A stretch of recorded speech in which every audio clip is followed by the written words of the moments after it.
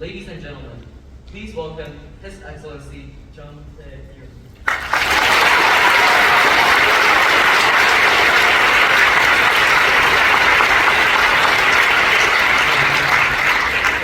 Everybody, I'm glad to be here with you today. Thank you, Principal Stephen Megadeth, for me to meet with young people of America. And David Lim made a great introduction. He showed me like a giant, but actually I am a short guy, as you see. I'm not tall man. I try to prepare good speech for you. I'm not sure how it will turn out, but I will be happy if you listen to me, carefully. I'm delighted to be here with you today at International School of the Americas. When I was asked what advice I might have for you, I thought back to my own high school years. I want to share with you how I pursued a dream inspired by American democracy. This led to a commitment to giving back to my community and those beyond.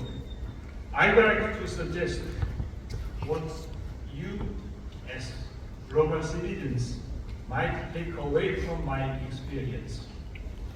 In some ways, my experience was literally a world away. Korea is on the other side of the world, after all. And I grew up in a remote mountain village. Back then, Korea was a country very few people outside of it had heard of. K-pop and BTS very far in the future. In fact, Korea was known for many different reasons, if at all, namely the Korean War. And even that was referred to by many Americans as the Forgotten War.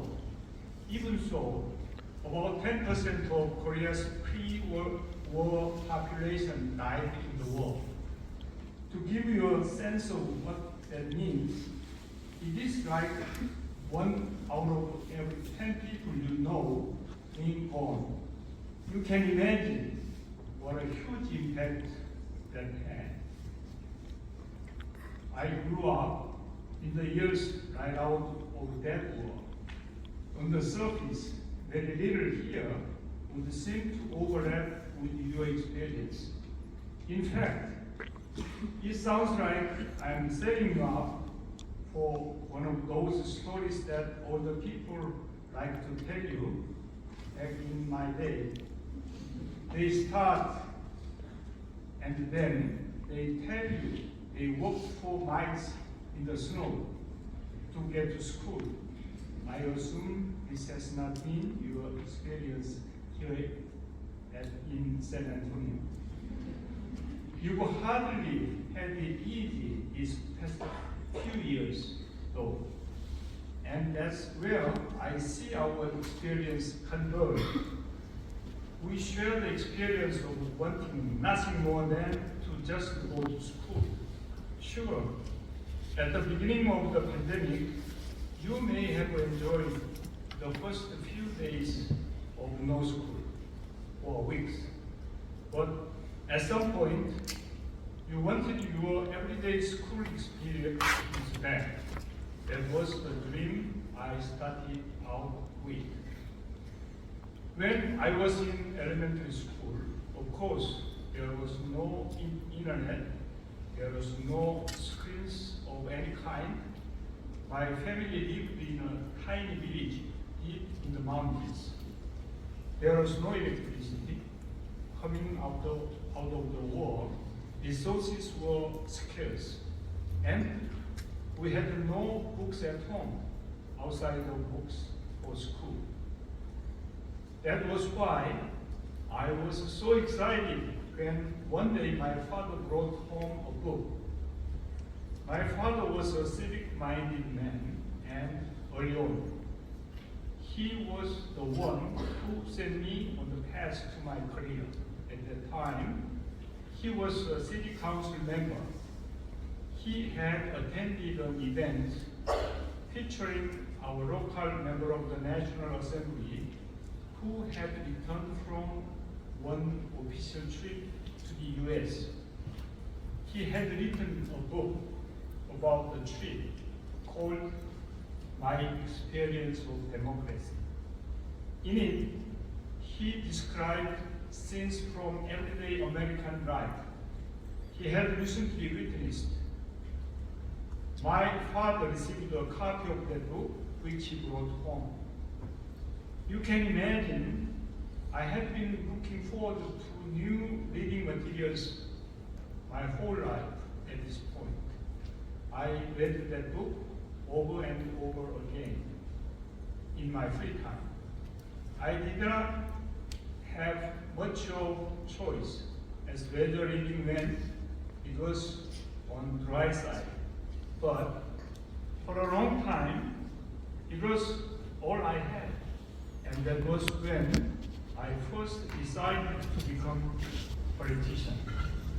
I figured anyone going away books was to be doing something right. The book drew a picture of life that's burdened by the pressure of immediate survival.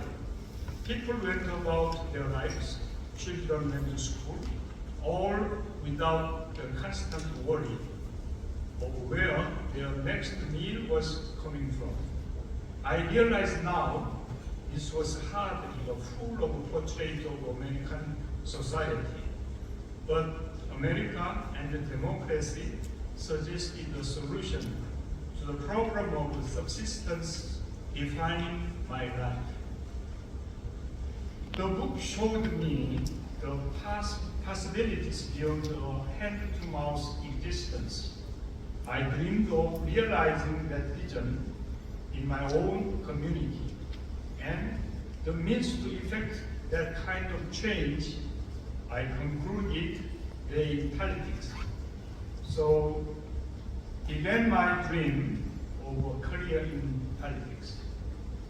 A few years later, I graduated from elementary school, but my family couldn't afford to send me to middle school at the time.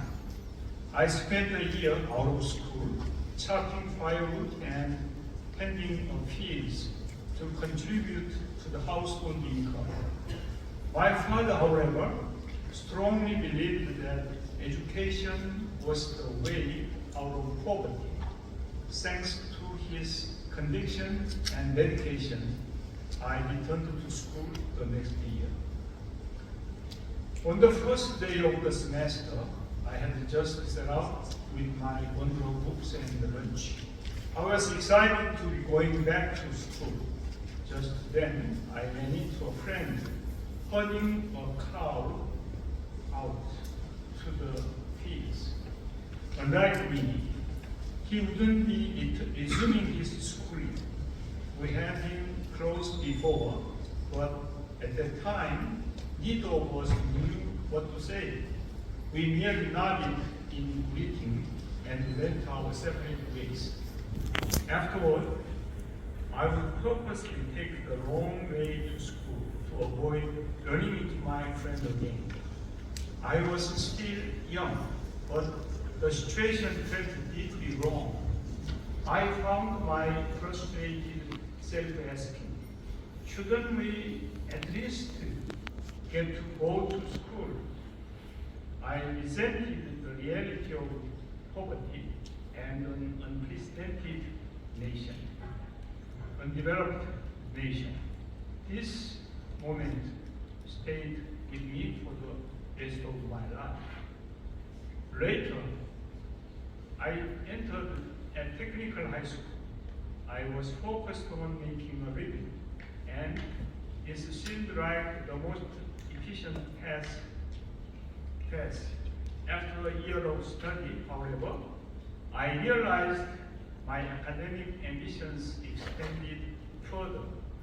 I didn't have the tuition for an academic high school, but I found one nearby, and I sought out the principal in his office. Report card in hand, I made the case for my admission. I asked for a chance.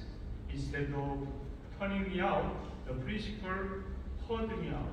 In fact, once he learned of my difficult financial situation, he offered me a part-time cashier job in the school canteen to help pay for expenses. Later on, I would become a scholarship student at the school, but that would have been impossible without an initial helping hand. None of us have gotten where we are on our own. Don't be afraid to ask for help. They might say no, but you won't know until you ask. I've only made it this far with the help of many along the way. So I've made it a point to give back. I can't go back to my friend all those years ago. All I could think to do then was to avoid him. I was just a kid and I didn't think I could help. And we shouldn't beat ourselves up over what we could done differently. Instead, we can take those moments forward with us. And when we reach a position where we can give back, they serve as inspiration. So for almost 4 years now, I've managed the scholarship. To this day, it continues to fund around 50 students a year. I couldn't help my friend, but I've helped many like him. All of us will eventually find ourselves in a position to give back. We may not realize it due to our focus on grand gestures. Older and somewhat wiser now, I wish I had said something to my friend then. So I encourage you to give of yourselves in whatever way you can. Right now, we are uniquely positioned to give back to future generations. I feel a great weight of responsibility for the current state of the planet. In recent years, we have witnessed a host of alarming changes. Temperatures have soared, forest fires have become more frequent, and storms have intensified. Your generation stands at a crucial crossroads, and you could make all the difference. On the flip side of America's wealth of resources lies a tendency towards heavy consumption. As global citizens, we must consider how our use of resources impacts other part of the world. All resources are inherently limited.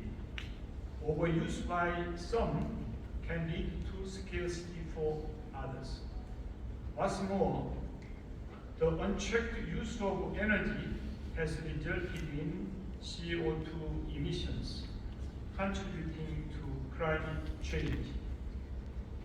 The US has recently experienced its own share of adverse weather events. But changes like the rise in sea level and the natural disasters have the most dramatic impact on the developing countries. I've spent a lifetime working to lift my community from poverty, but now many parts of the world are more vulnerable than ever. Connected as we are, the experience of the uneventful everyday is now under threat everywhere. The program can feel immense, and you may not have all the answers now, but holding on to that will to give back what you can will ensure that you find a way. Thank you for your listening.